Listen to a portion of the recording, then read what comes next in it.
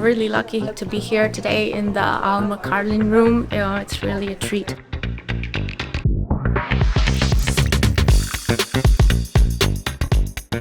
What is sustainability?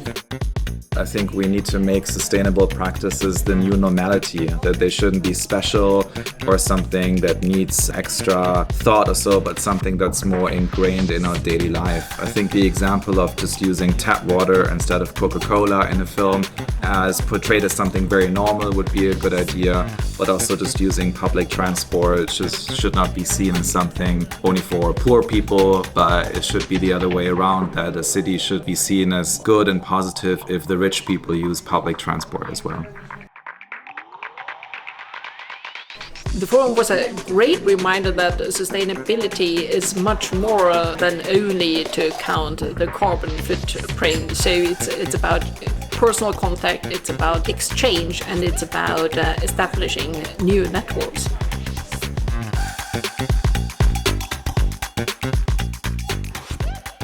Sustainable and inclusive mobility. What does it mean for me? It's like, just not to think about just myself, think about on a broader scale, think about the society and think about the future.